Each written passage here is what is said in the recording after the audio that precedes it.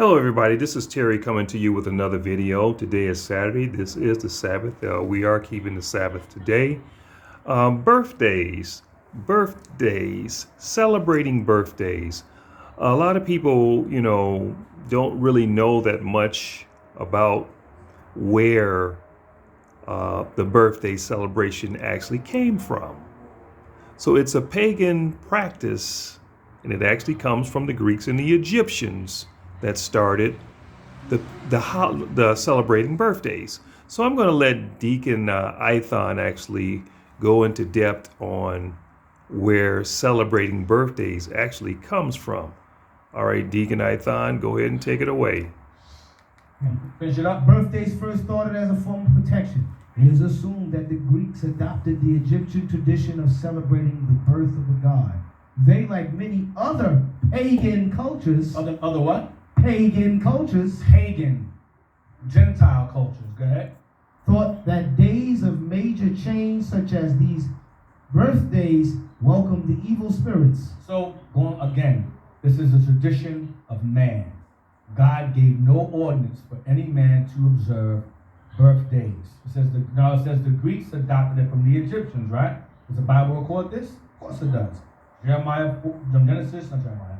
Genesis 40 and 20.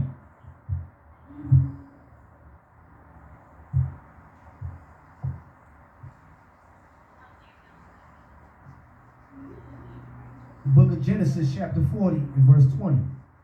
And it came to pass the third day, which was Pharaoh's birthday, Pharaoh's birthday. Go ahead.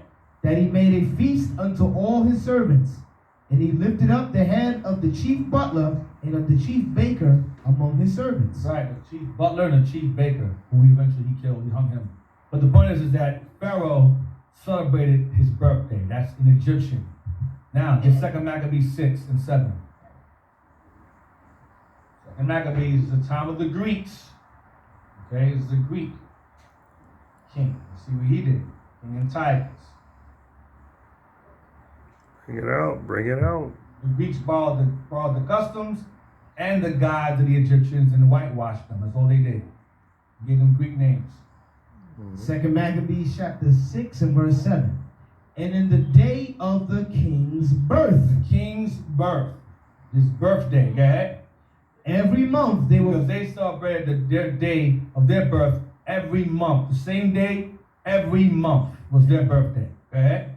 and in the days of the king's birth, every month they were brought by bitter constraint to eat of the sacrifices.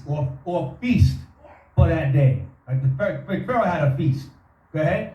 And when the feast of Bacchus was kept, the Jews were compelled to go in procession to Bacchus, carrying ivy. So the Greeks celebrated birthdays. The Egyptians celebrated birthdays. So I'm showing you that birthday celebrations were pagan practice. They were of man, not of God, and Gentiles were doing it. Israel was not celebrating their birthdays. There's no scripture where God says you can celebrate your birth. Not one place. It's of man. So when you ask these apologetics, do you celebrate birthdays? I'm going to repeat. Oh, before you answer that, Ephesians 4:25. You then see what their answer is. Give me Matthew 14 and 6. Let's see if the Romans did it. Bring it Matthew out. 14 and 6. Bring it out. Regarding Herod. Herod Philip, I believe.